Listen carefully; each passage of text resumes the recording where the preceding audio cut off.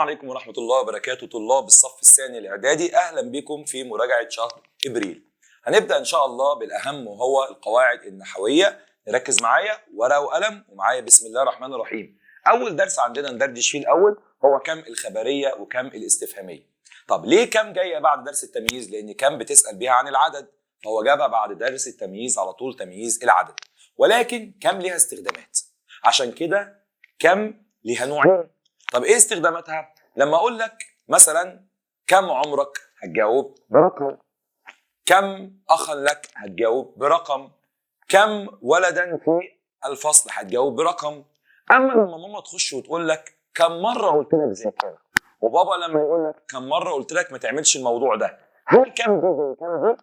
لا يا مستر طبعا، دي ليها اجابه، وديت غرضها التعبد واللوم والعتاب احيانا. برافو عليك، تمام؟ يبقى احنا عندنا كم في اللغه العربيه ليها استخدامين. طب انا هعرف الاستخدامات ازاي؟ من المعنى؟ لا، من الشكل. من الشكل، وركز في كل كلمه بقولها لك. يبقى احنا عندنا درس اسمه كم الخبريه والاستفهاميه. بسم الله. بالنسبه لكم الخبريه والاستفهاميه، الموضوع الاول من غير شكل. كم الخبريه ليس لها إجابة، تمام؟ كم الخبرية بتاخد علامة تعجب، حلو جدا. أما كم الاستفهامية لها إجابة، ده عشان سألني وعلامتها علامة استفهام يا غالي. طيب أنا هعرف منين؟ بص حبيب قلبي بعينيك الجميلة اللي ربنا خلقها لك ديت أهي، النضارة بتاعتك أهي، وتبص على بعد كم أو قبل كم.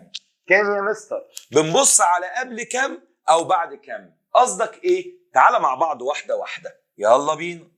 لما نقول الاول كم الخبريه اعرفها ازاي؟ قال لك بعد كم بيجي مفرد مجرور، زي لما اقول كم ولد، بص اهي مش ولدا، او يجي جمع مجرور زي ما اقول كم اولاد.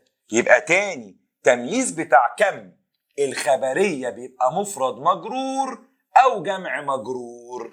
أما الاستفهامية هي ليها شكل واحد بس، لما أقول هيكون مفرد منصوب، زي ما أقول كم ولدا. بص الرسم على ايديا، هتيجي في الامتحان كده، لو جت في الامتحان مفرد مفرد مفرد يبقى يا استفهاميه يا خبريه، منصوب منصوب منصوب بالصوت تبقى استفهاميه، مجرور مجرور مجرور بالجيم تبقى خبريه. الجيم اخت الايه؟ الخاء. طب والصوت اخت مين؟ السين.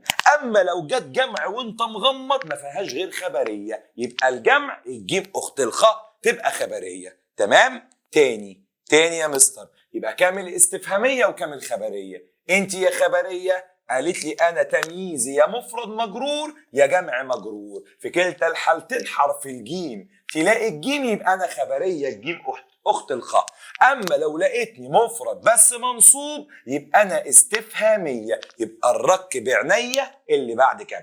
في كمان نقطه، ايه هي؟ يلا بينا النقطه الاهم، ان كم الخبريه وادي كم الاستفهاميه.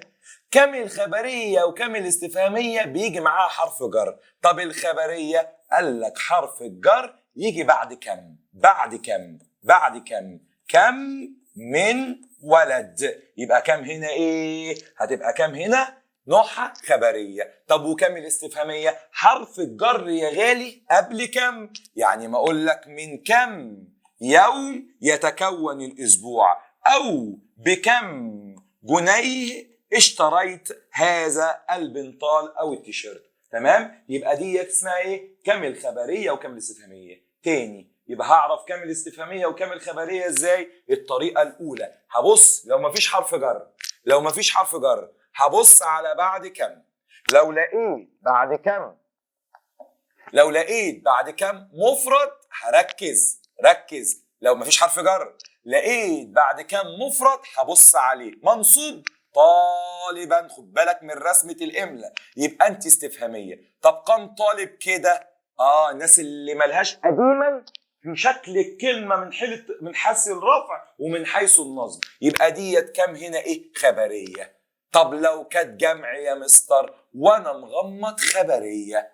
طب لو فيها حرف جر يا مستر نعمل كده بقى، ادي كم اهو، حرف الجر قبل كم استفهاميه بعد كم خبريه، قبل كم استفهاميه بعد كم خبريه. اديني امثله يا مستر. عينيا يا غالي، بص معايا بسم الله. لما اجي اقول لك اهوت هنا كم عالم اخترع لنا غيره، كم طالبا في الفصل غيره، كم جنود ضحوا من أجل مصر غيره، كم معلمة في مدرستك. يلا بينا واحدة واحدة. ها هنا في حرف جر؟ لا خلاص، ابص على القاعده الاولى. بعد كم عالم، انت ايه؟ انا مفرد. لا مفرد يبقى ممكن تكون استفهاميه وممكن يكون خبريه. شكلك ايه؟ شكلي كده اهو عالم كده، انا كده خبريه، لان الاستفهاميه لازم تبقى منصوبه كده اهي. ده الشكل يا غالي. يبقى كم عالم، يبقى كم هنا خبريه. طب اعرف بقى التمييز ايه بتاعها، نركز مع بعض.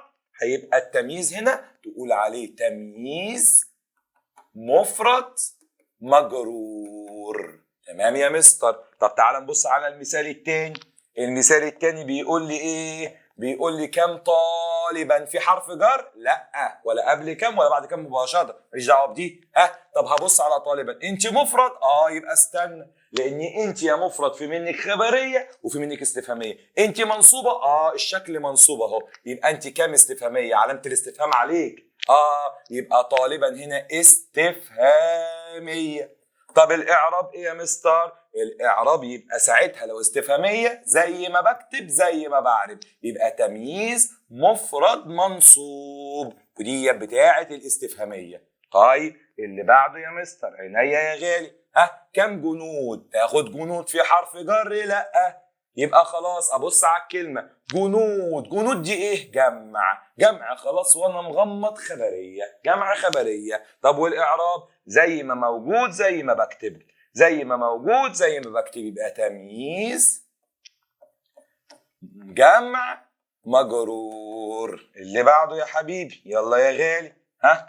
كم معلمة؟ الكلمة اللي بالته مربوطة حط لك فتحتين تبقى منصوبة، سابها سادة تبقى خبرية. تاني، معلمة ده مفرد يا مستر، طيب منصوبة؟ منصوبة اهي، في فتحتين هنا يا غالي، يبقى ديت استفهامية زي ما بكتب زي ما بعرف، يبقى ده تمييز مفرد منصوب. يبقى كم هنا ايه؟ استفهاميه. كم هنا ايه؟ خبريه. دي كده كانت من غير حرف الجر. تعالى بقى اعلمك وهي بحرف الجر. بسم الله.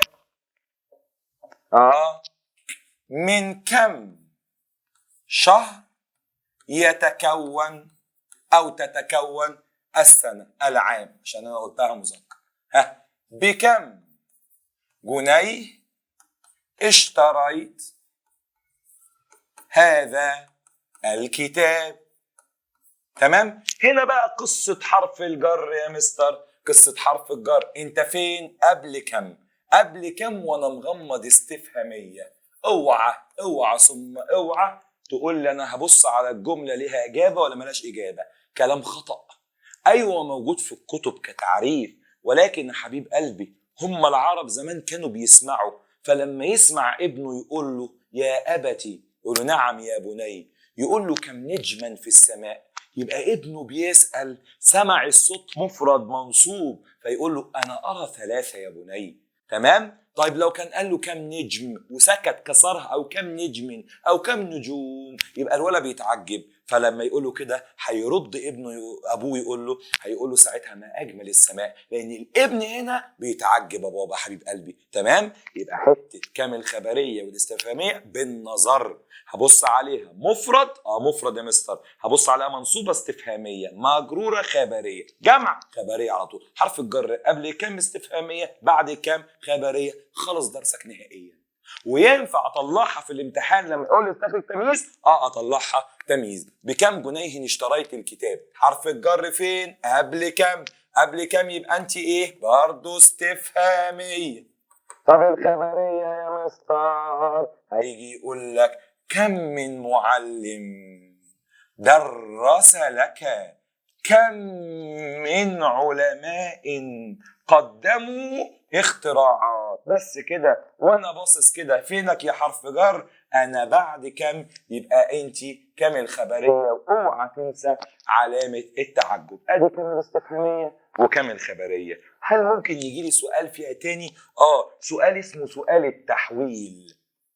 سؤال اسمه سؤال التحويل، حول من كم الاستفهاميه لكم الخبريه. سهله، أنا عندي الاستفهامية شكل واحد مفرد منصوب، أما الخبرية ليا فيها شكلين، يا مفرد مجرور يا جمع مجرور. خلاص هشتغل على دي. فلما يجي يقول لي في الامتحان كم امرأة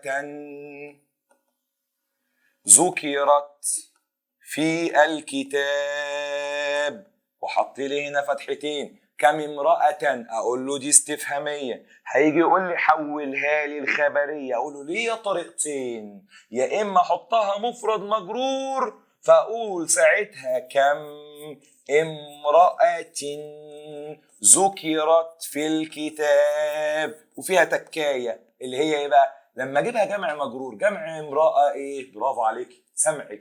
كم نساء، كم نساء ذكرنا في الكتاب. ده السؤال اللي بيجي الوحيد يقول لك فيه قارن بين، او انا اسف حول من كم الاستفهاميه لكم الخبريه او العكس. ده كده بالنسبه للدرس الاولاني، كم الاستفهاميه وكم الخبريه. نيجي النقطه الثانيه ان شاء الله والدرس الثاني عندنا، الا وهو الفعل المجرد والفعل المزيد. تمام؟ يلا بينا. احنا عندنا الدرس اسمه الفعل المجرد والفعل المزيد. طيب، درس الفعل المجرد ودرس الفعل المزيد، ايه الخطوات اللي همشي عليها عشان خاطر اعرف الفعل ده مجرد ولا مزيد؟ احنا قايلين مع بعض الخطوات هي ان احنا واحد هنحط دوائر على كل الافعال بما فيهم كان واخواتها وظن واخواتها. داخله معايا في الدرس؟ داخله معايا في الدرس. 2 هقسم الورقه ل2، على ايدي اليمين بجيب الماضي، على ايدي الشمال بجيب الاصل. رقم 3 تحت الاصل بحط الرقم، تحت الاصل بحط الرقم. هنا لو الفعل الماضي اكبر من الاصل يبقى دوت فعل مزيد، لو الفعل الماضي بيساوي الاصل يبقى ده فعل مجرد. رقم 3 انا ما بشتغلش على الامر ولا بشتغل على المضارع، لازم اجيب في كلتا الحالتين الماضي.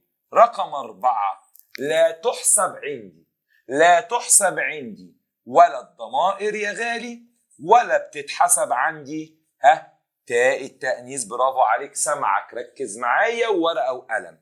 رقم 5 دي الخطوات اللي احنا قلنا عليها ومراجعين عليها. رقم 5 الشدة لو فوق حرفين شدة أصلية، أما لو الشدة فوق أكتر من كده يبقى الشدة زيادة.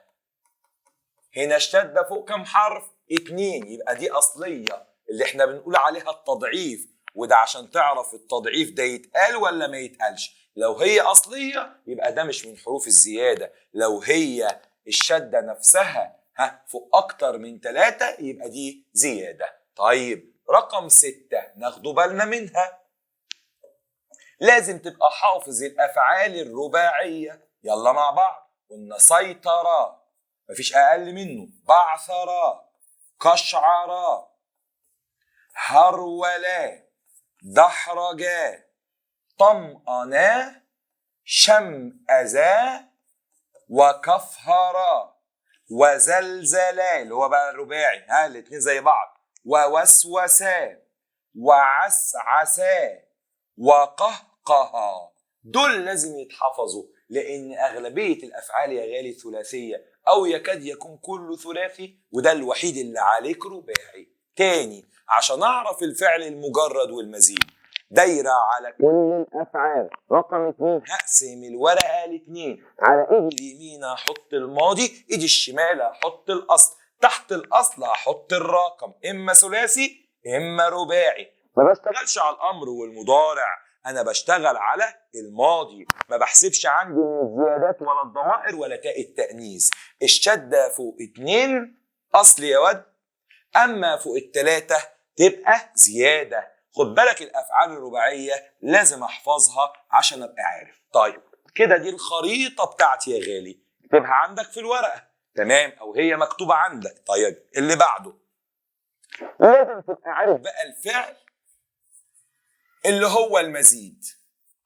الفعل المزيد اما مزيد وهو اصله ثلاثي، يا اما مزيد وهو اصله رباعي.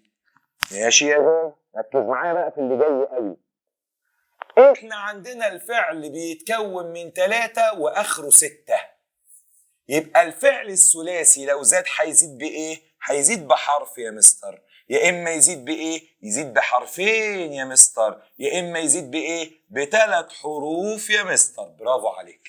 طب والرباعي لو زاد هيزيد بحرف يا مستر، وايه كمان؟ وحرفين. طب هل ممكن يوصل لاكتر من كده؟ لا يا مستر، عشان انت قلت ان اقل فعل 3 واكتر فعل هو ال6. طيب تعالى لو زاد الفعل بحرف، قال لك لو زاد بحرف اما الهمزه واوعى تقول عليها الف، واما الالف، واما التضعيف. اديني امثله هنقول دلوقتي. طيب بحرفين تحفظها كده، يا اما الف ونون، يا اما الف وت، يا اما الف تضعيف، يا اما ت والف، يا اما ت تضعيف، ودي نحط عليها نجمتين لان دي اللي بتيجي في الامتحان. اما لو زاد ب3 حروف يبقى الالف والسين والت، الالف والسين والت. طيب تعالى مع بعض ندي امثله للكلام دوت. حاضر يا غالي، يلا بينا يلا بينا. تعالى كده نشوف مزيد بالالف زي كلمه اعطى، هي اصلها عطى وهي ماضيها اعطى، يبقى ده مزيد بالهمزه.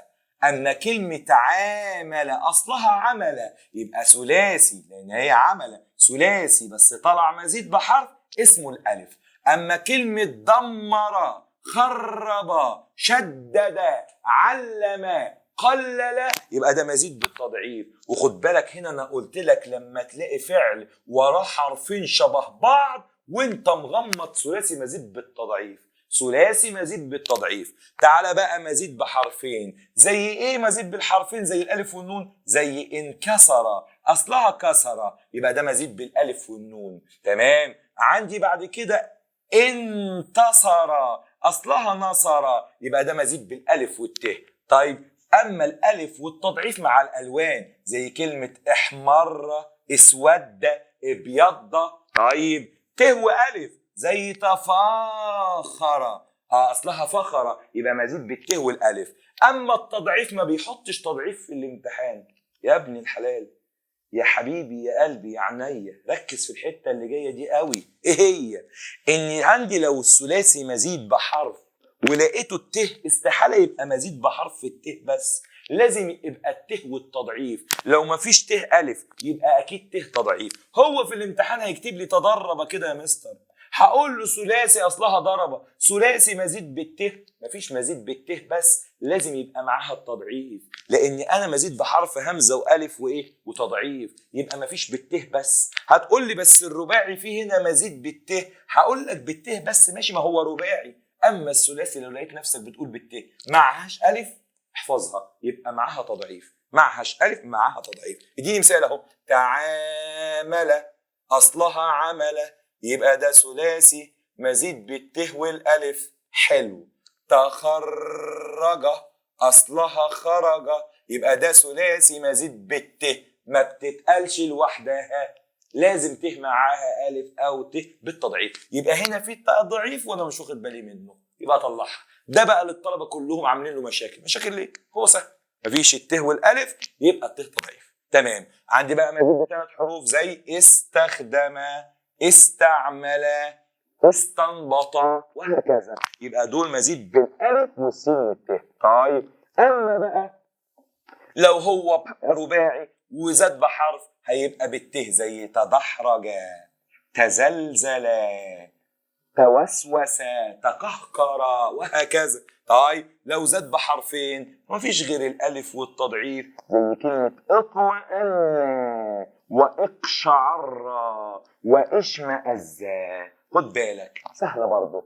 اول ما تلاقي الفعل الرباعي بادئ بالف بس حط معاه التضعيف، بادئ بته بس اسكت، لان الموضوع هنا سهل جدا يتحفظ. لازم الخريطه دي تبقى معاك في ذهنك، لازم، لان ديت اللي همشي عليها حبيب القلب. طب ما تدينا تدريب يا مستر؟ عينيا يا غالي، وماله، يلا بينا. اهو كلمه يكتبون، كلمه مثلا يتخرجوا، كلمه اسعى، كلمه قم، كلمة يتعاملون، كلمة ينفعل، كلمة يرشد، كلمة يرشد، كلمة كتبت، كلمة تدحرجنا، كلمة يطمئنون، كلمة توسوس، كلمة استبقى، كلمة استفهما. يلا بينا. طبعا كده انا حاطط دايره على كل الافعال. همسك فعل فعل. يكتبون معايا بالراحه خالص اهو، هتمشي زي ما بقول بالظبط بالورقه بتاعتك. يكتبون طلعت الفعل، هقسم الورقه لاتنين، ايدي اليمين فيها الماضي، ايدي الشمال فيها الاصل. يكتبون ماضيها ايه؟ كتب يا مستر. طب والواو وديتها فين؟ ما بتتحسبش يا مستر. برافو عليك. طب وهي اصلها ايه؟ كتب يا مستر. حط تحتيها الرقم، ده ثلاثي يا مستر. قد بعض يساوي يا مستر. قول اللي انت كتبته، خدت الدرجه. يبقى ده ثلاثي. قد بعض يبقى مجرد. بعد مجرد بقفل بقي. شكرا. اللي بعده يلا. يتخرجوا، هات الماضي. خرج، ما بشيلش حرفين من فعل من الاول، اصلها يتخرج واشيل اليه بس. اوعى تلعب اللعبه دي، الماضي البسيط. يبقى هنا تخرج. تيجي بنت تقول لي طب شلت الواو ليه؟ ما بحسبش واو الجماعه. طب هي اصلها ايه؟ خرج. اكتب الرقم تحتيها يبقى 3. اكتب الموجود. تخرج اكتر من خرج يبقى ده مزيد، اكبر مني يبقى مزيد، اما يساوي يبقى مجرد. يبقى انت ثلاثي بس طلعت مزيد. يلا بينا. عندك ايه يا ابن الحلال؟ عندي الت، مزيد بالت. في حاجه اسمها ثلاثي مزيد بالت بس؟ لسه قايلينها. لا يا مستر صح. يبقى هنا في ايه؟ ت وتضعيف، يبقى دوت مزيد بحرفين، التاء والتضعيف. يبقى هنا في تضعيف، مفيش ت والف، يبقى ت وتضعيف. بعده يا مستر، هين المستر. عندي بعد كلمه اسع، ما بشتغلش على الامر. اقسم الورقه لاتنين، سعى والاصل سعى. ثلاثي قد بعض، ابدا بالرقم يبقى ده ثلاثي مجرد. تمام. غيره عندي كلمه ايه؟ قم. اقسم الورقه لاتنين، الماضي قام والاصل قام بيساووا بعض، وده ثلاثي، ده ثلاثي مجرد.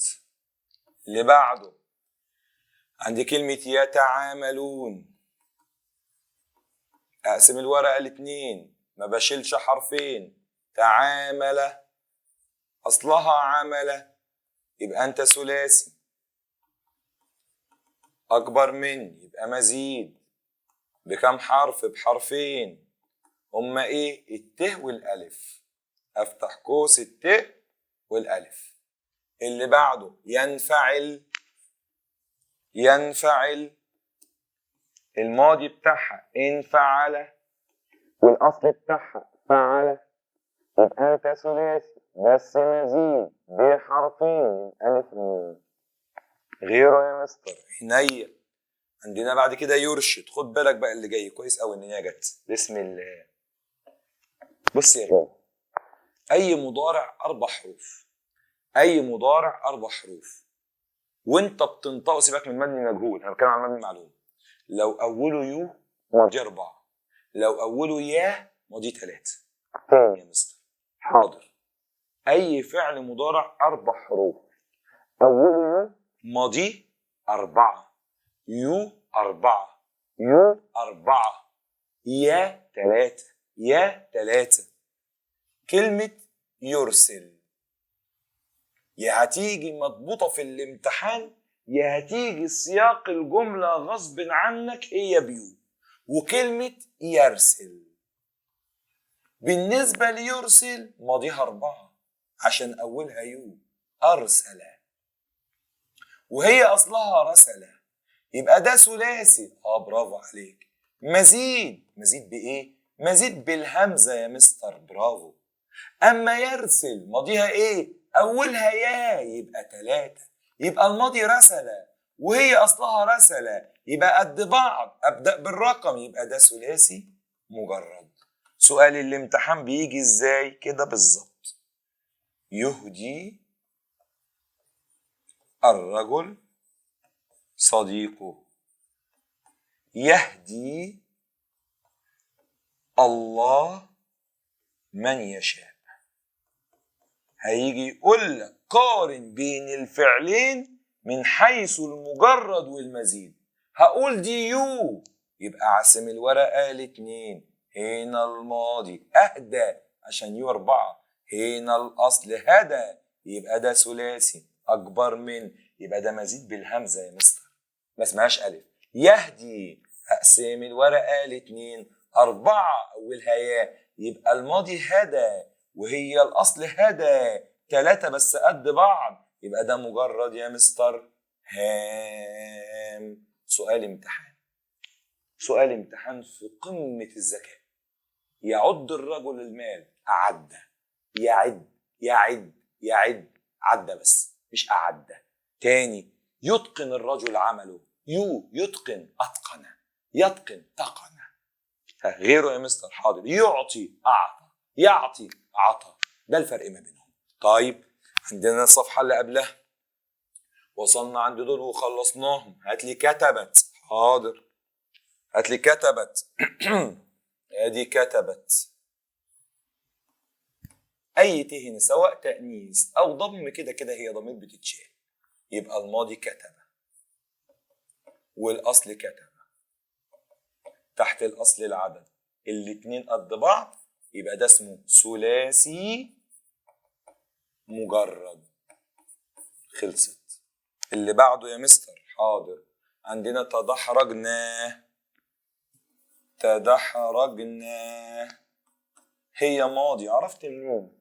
مفيش حاجه اسمها سوف تدحرجنا، في حاجه اسمها تدحرجت. ده ماضي اصلا، مش كل اللي باليه والته تقول عليه مضارع. في بالته واليه وماضي. تدحرجنا يلا الماضي تدحرج.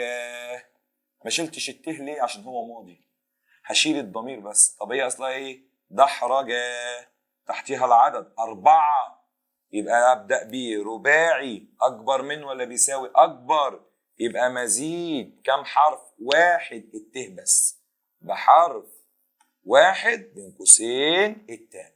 غيره يا مستر عينيا يا بابا. عندنا يطمئنون. الماضي اطمأن واصلها طمأن، كان 4، يبقى ده رباعي ولكن مزيد اكبر من. بالالف لا، ما عنديش الالف لوحدها، يبقى بحرفين.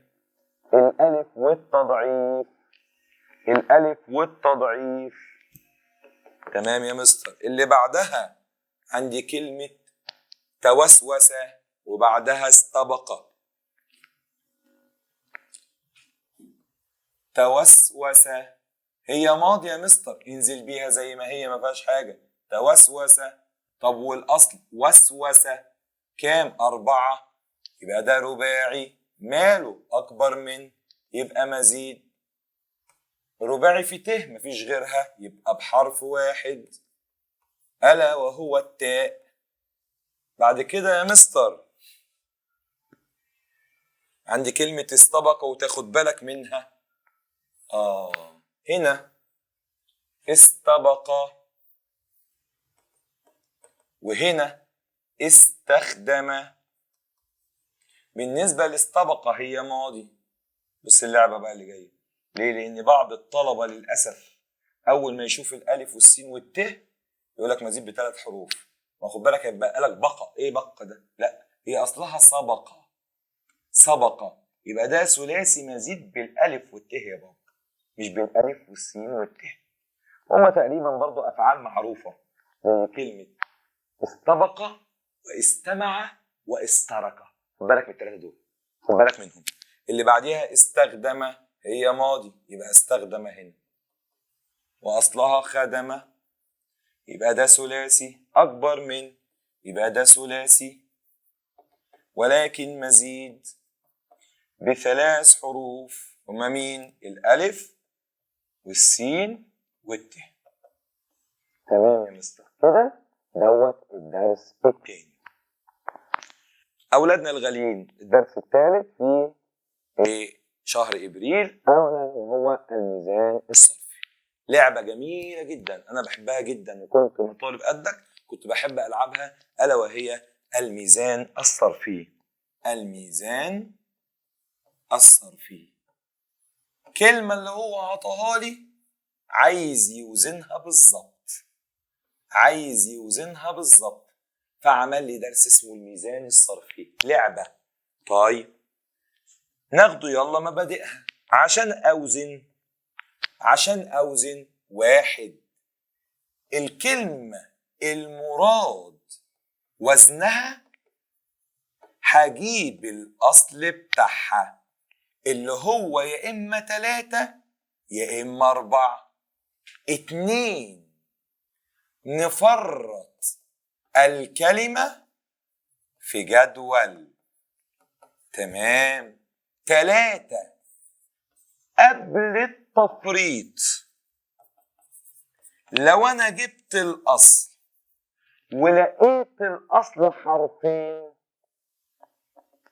تتفك الكلمة. المثال هيوضح. تتفك الكلمة. طيب بعد كده 4 العلماء حطوا للثلاثي ميزان وللرباعي ميزان.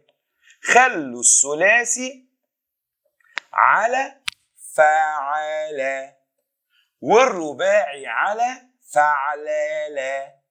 يلا بينا نشرح القصة. عندي كلمة كتب، اوزنها له فعل. يلا. شرب فعل. سمح فعل. طب ليه 4 بقى؟ دحرج فعلالة. وسواس فعلالة. طب تعالى بقى افهمك. طب يشرب هي اصلها شرب فعل. يشرب يفعل. يعني اللي بزوده بيزيد. ايوه كده. يشربون يفعلون يتفاخرون يتفاعلون وهكذا. تدحرج تفعلل اطمأن افعال الله. ادي الميزان، ولكن هو عايز منك خطوات بتيجي بالممارسة بالطبيعة، زائد اللي عندي شوية أفكار. يبقى رقم 5 في أفكار مهمة جدا جدا جدا بيجيبها. يلا بينا نبدأ. يلا بينا نبدأ نجيب كلمات ونبدأ نوزن بيها. يلا معايا. عايز توزن ايه؟ عايز اوزن يا مستر كلمة مثلا يذهبون. حاضر. اول حاجة اجيب الاصل ذهب، يبقى انت ثلاثي على وزن ايه؟ فاعل. قصاد الذال الف، قصاد الهاء العين. قصاد الب اللام. انا مش بوزن دي، هو عاطيني دي في الامتحان، يبقى اعمل له جدول وافرط الكلمه فيها. ادي اليه ما فيهاش شده، ذال ه ب واو نون.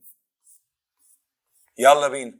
قصاد الذال ف، قصاد اله عين، قصاد الب لام، وتنزل بالزياده غالي، ينزل باليه والواو والنون، يبقى يذهبون يفعلون، يذهبون يفعلون. غيره يا مستر؟ حاضر.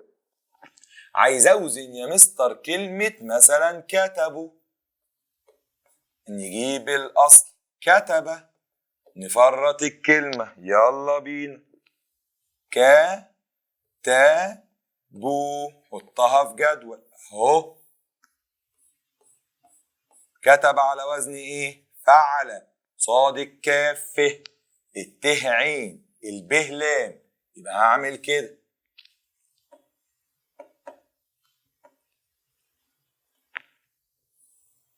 قصاد الكاف ف، قصاد الته عين، قصاد البه لام، وانزل بالزياده اللي هي الواو والالف، يبقى كتبوا على وزن فعلوا. اللي بعده يا عيني. يلا بينا. عايز اوزن كلمة يا مستر يمدون. ركز، اصلها مادة. كم حرف؟ 2. فك الكلمة، هنا في تضعيف. مدد. ارجع تاني اكتب الكلمة اللي عطاها لي، المرة الوحيدة اللي بكتب فيها الكلمة تاني، يبقى هنا يمدون. هي اصلها ايه؟ مدد. فكيتها ايه؟ على وزن ايه؟ فعل. لو ما فكتش التضعيف هتضيع منك يا العين يا اللام. افرط يه ميم دال دال واو نون، قصاد الميم ف، قصاد الدال الاولى عين، قصاد الدال الثانيه لام، يبقى هنا ف وعين ولام، انزل بالزياده. حاضر. يبقى هنا يفعلون يفعلون. فكره تانيه يا مستر؟ عينيا يا غالي. اللي بعده. عندي مثلا استخرجوا، هجيب الاصل خرج. خلاص هي 3 على وزن فعل. الخاء قصادها ف، الراء قصادها عين، الجيم قصادها لام، افرط الموجود. استخرجوا. هات الموجود. يلا.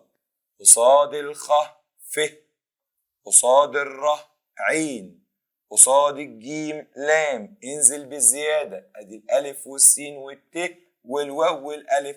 استخرجوا استفعلوا. تمام. افكار كمان يا مستر؟ عينيا. ركز بقى. ايه هي؟ ان احنا عندنا بابا الزيادة بتزيد، طب لو الفعل قل بالذات في الامر اقل معاه.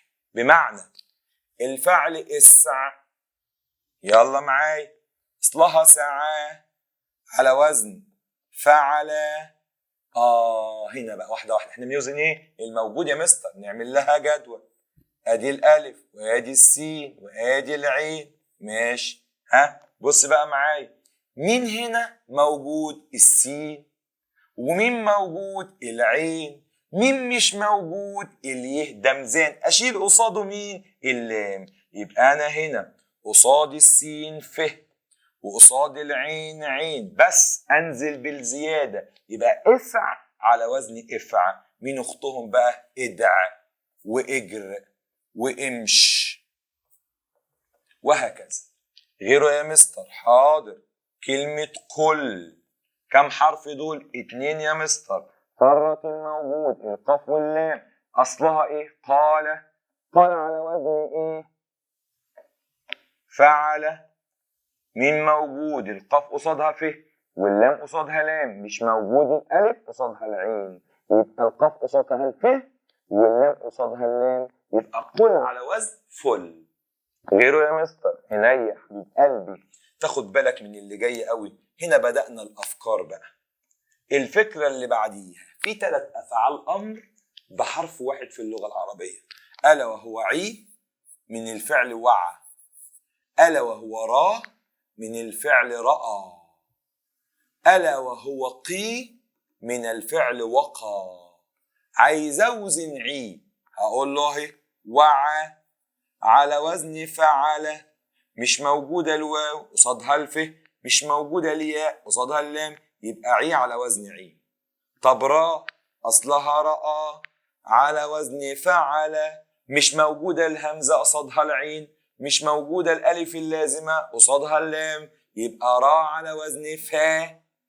تبقي من الفعل وقى الحماية على وزن فعل، مش موجودة الواو شيل الف، مش موجودة ليه شيل اللام، يبقى قي على وزن عي. هات لنا واحدة رباعي. عينيا.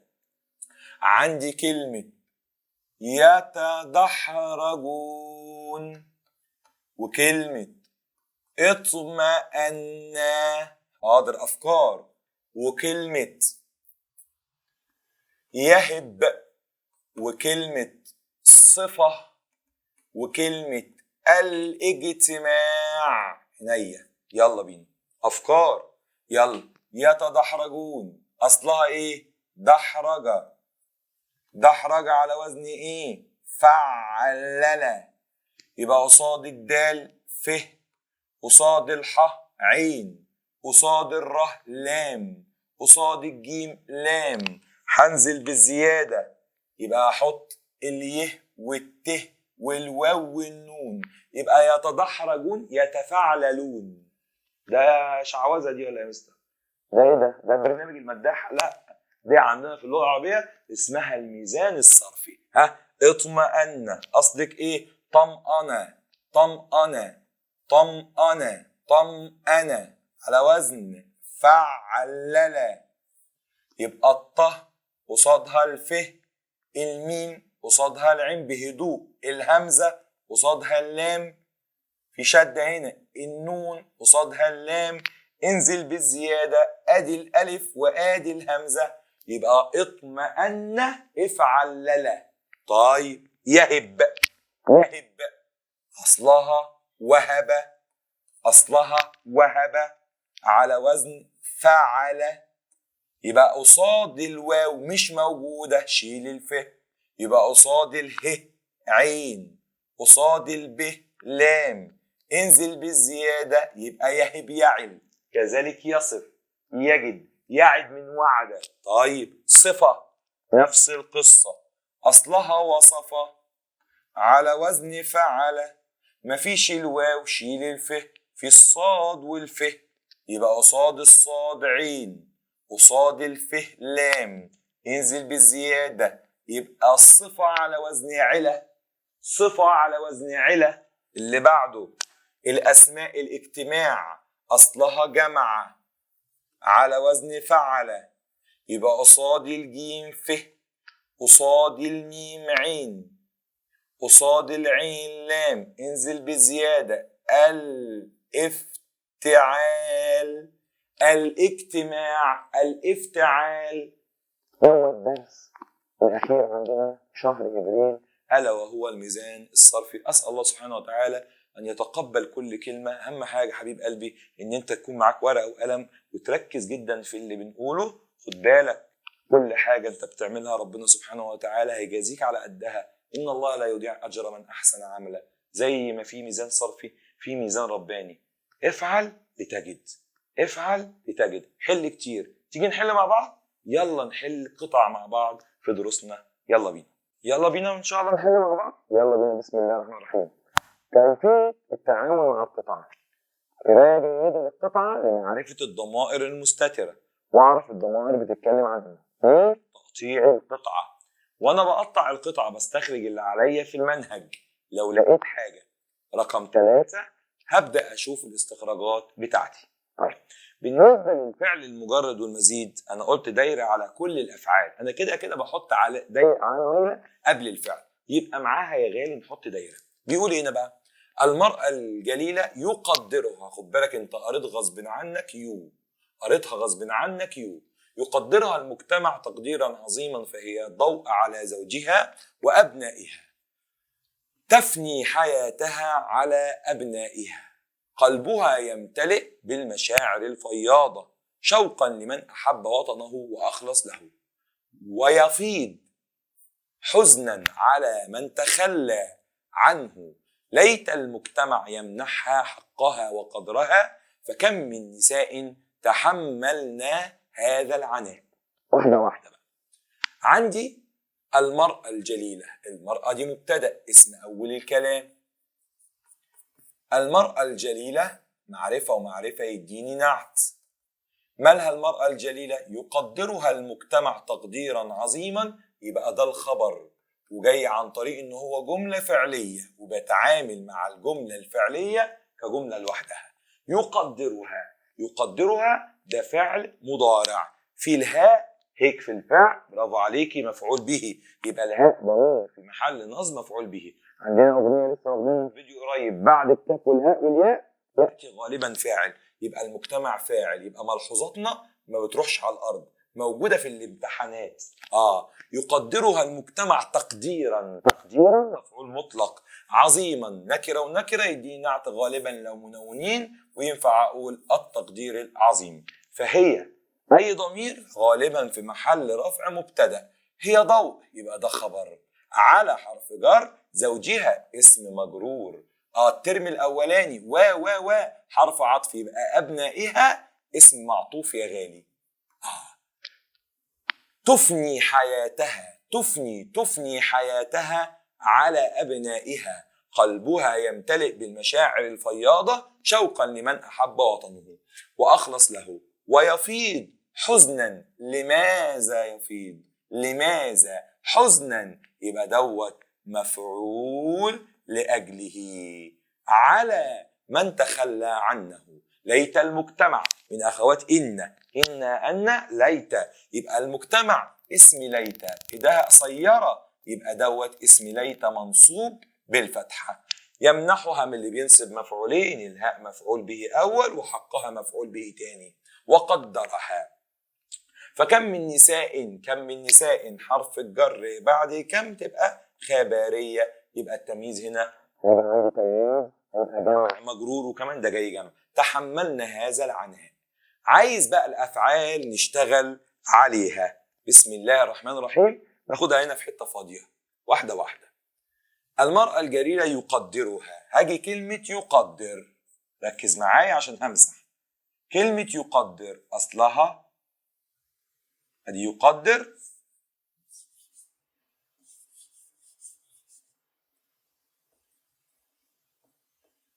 يقدر هعملها اتنين كده، الماضي بتاعها يو بدل ما اقولها يبقى قدر، وهي اصلها قدر، يبقى دوت ثلاثي مزيد بالتضعيف، بيبان معايا في الصوت. طب انت عرفت ازاي ان في هنا تشديد يو؟ يقدر 4 حروف وفيها اولها يو، يبقى الماضي 4. ما ينفعش اقول اقدر مش لايقه، هي قدر، يقدر، الداله اهي مشدده نزلت بيها، تمام. ادي فعل، يبقى ده ثلاثي مزيد بالتضعيف، هو عايز فعلا مزيدا بالتضعيف، يبقى يقدر، طلعناه يقدر. طب انا عايز اشتغل على كل يا مستر، عينيا نشتغل على كل. اللي بعده عندي كلمه فهي ضوء على زوجها، تفني ده فعل مضارع، تفني ده فعل مضارع، اوله تو يا مستر، يبقى الماضي كام؟ برافو عليك، يبقى الماضي بتاعها 4، افنى. طيب وهي اصلها ايه؟ فنى، يبقى دوت ثلاثي يا مستر، جدع. مزيد يا مستر، برافو، بالهمزه، احسنت واحسنتي، برافو عليكم. قلبها يمتلئ، يمتلئ اهو، عندي كلمه يمتلئ.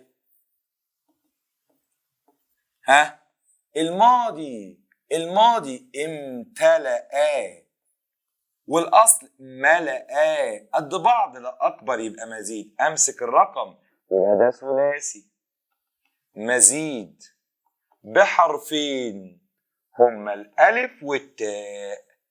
اللي بعده عينيا. يمتلئ بالمشاعر الفياضة شوقا لمن أحب، أحب هي ماضي يا مستر، أصلها حبة. ما بيجيبش حبة في الامتحان بالتضعيف. تمام، هو بقى ثلاثي أكبر يا مستر، يبقى دوت ثلاثي مزيد بالهمزة، لأن الشدة من أصل الكلمة. غيره يا مستر، وأخلص. أخلص ماضي، أصلها خلص يا مستر، يبقى دوت ثلاثي بس مزيد بالهمزة. يفيض، يا يبقى الماضي فاضة، وهي أصلها فاضة قد بعض، يبقى دوت مجرد ثلاثي. من تخلى، مهمة، تخلى ماضي يا مستر، برافو عليك، أصلها خلا جديدة، ماشي، يبقى ده ثلاثي أكبر، يبقى ده مزيد، برافو عليك. بالته غلطان، والتضعيف ما تقلقش يا مستر، مش قلقان، برافو عليك، برافو عليك. تخلى مزيد بالته والتضعيف، أحسنت. طيب غيره يا مستر، يلا معايا. ويفيض من تخلى عنه ليت المجتمع يمنح. يلا بينا. يمنح، تمام، الماضي بتاعها منح، هي يا واصلها منح، يبقى ده ثلاثي قد بعض، يبقى مجرد يا مستر، برافو عليك. اللي بعده، وقدرها، فكم من نساء تحملنا يا مستر، برافو، تحمل فعل ماضي، اصلها حمل، برافو، يبقى ده ثلاثي يا مستر مزيد بالته بس والتضعيف، مستر برافو عليكم، احسنتم. طب نخش على اللي بعد كده. عايز كلمة على وزن المفتعل، اقرا بالراحة خالص واشوف ايه كلمة على وزن المفتعل عندي. بسم الله. المرأة الجليلة يقدرها المجتمع، الله لايقة قوي بالتحلال اهي، المجتمع. تعالى، اصلها ايه؟ جامعة يا مستر اهي، يبقى الجيم قصادها الف، والميم قصادها العين، والعين قصادها اللام، المجتمع المفتعل. تمام تمام. كم يا مستر؟ مفيش غيرها، هدية من السماء. كما هي مستر، حرف الجر بعد كم؟ خبرية، روحها خبرية. اعرب تمييزها، تمييز جمع مجرور. دي قطعة عندنا، نبص على القطعة اللي بعدها. بعديها يلا بينا. بقية القطعة قرأت 8 من المجلدات و20 كتابا. بدل ما عندي كلمة 20 يبقى أنا محتاج إعراب. قرأت بفعل وفاعل، قرأ فعل والتاء الفاعل، يبقى الأرقام عندي هنا مالها؟ مفعول به يا مستر، يبقى منصوبة. يبقى أول حاجة عندي دي هتبقى 20، ومش فارقة معاها هي ولاد ولا بنات. وأهم حاجة تمييزها مفرد منصوب. أهم حاجة رقم 8 فيها فكرة. رقم 8 عندنا إيه؟ أغنية إحنا مغنيينها مع بعض. المجلدات مفردها إيه؟ مجلد. أنا بشتغل على الإيه؟ على المفرد.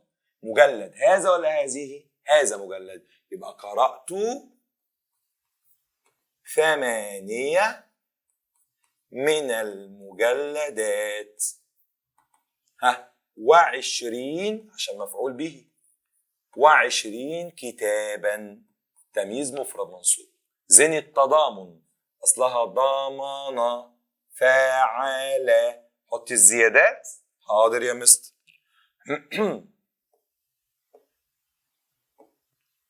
ادي الزيادة الألف واللام والت والألف، يبقى التضامن التفاعل. التضامن التفاعل. وزين لي كلمة سمة، أصلها وسمة يا مستر، على وزن إيه يا غالي؟ فعل يا مستر. مين مش موجود؟ الواو، شيل قصادها الف، السين قصادها العين، الميم قصادها اللام، انزل بالزيادة. يبقى أنا عندي هنا أحط الت المربوطة، يبقى سمة على وزن علة، سمة على وزن علة. ناخده كمان قطعة، بسم الله. يلا بقى القطعة الثانية، بسم الله. أول حاجة قراءة.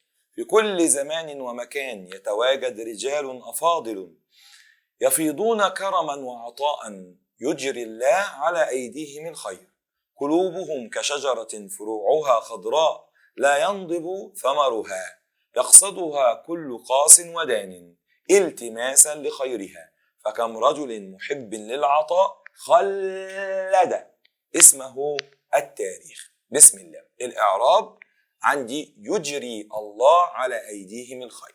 يجري فعل، من يجري؟ الله. من يجري؟ الله. ماذا يجري الله؟ يجري الخير، يبقى الخير هنا مفعول به. طيب، قلوبهم كشجرة فروعها خضراء. احنا قلنا اي كلمة بضمير وراها نكرة جملة اسمية صغيرة يبقى فروعها مبتدأ وخضراء دي الخبر. خلد اسمه التاريخ. مين اللي خلد اسمه؟ التاريخ، يبقى التاريخ فاعل. التماسا هنا يقصدها كل قاس ودان، في فصلة منقوطة، وهنا ينفع أقول لماذا يقصدها. شاطرة، برافو عليك، يبقى ده مفعول لأجله. مفعول لأجله منصوب. يلا تعالى ناخدوا الأفعال. يلا بينا ناخدوا الأفعال واحدة واحدة. ناخدوا الدرس الأولاني اللي هو المجرد والمزيد، دايرة على كل الأفعال. ناخدوا فعل. يتواجد. يلا بينا يتواجد. يتواجد هشتغل عليه بقى هنا. الماضي تواجد، اصلها وجد. يلا يبقى ده ثلاثي مزيد بالته والالف. اللي بعده يفيضون. يفيضون ماضيها فاض وهي اصلها فاض. ده ثلاثي يا مستر قد بعض، يبقى ده ثلاثي مجرد. يبقى لو عايز فعل مجرد ونوعه هقول له يفيضون ونوعه ثلاثي. يجري. يجري اولها يو، يبقى الماضي اجرى واصلها جرى، يبقى ده ثلاثي بس مزيد بالهمزه. برافو. قلوبهم كشجره فروعها خضراء لا ينضب. ينضب. ينضب ما بشتغلش على المضارع. اوعي تقولي لي مزيد باليه، المنهج كله مفيش مزيد باليه. طيب يبقى الماضي بتاعها نضبه وهي اصلها نضبه قد بعض يا مستر، يبقى ده ثلاثي مجرد. تمام. يقصدها. يقصد الماضي قصد والاصل قصد مجرد. التماسا فكم من رجل محب خلد. خلد هي ماضي بس تاخد بالك من الصوت. خلد وهي اصلها خلد اكبر، يبقى ده ثلاثي بس مزيد بالتضعيف. تمام. عايز تمييزا وبين نوعه. عندي كم هنا؟ يبقى كم رجل. كم رجل.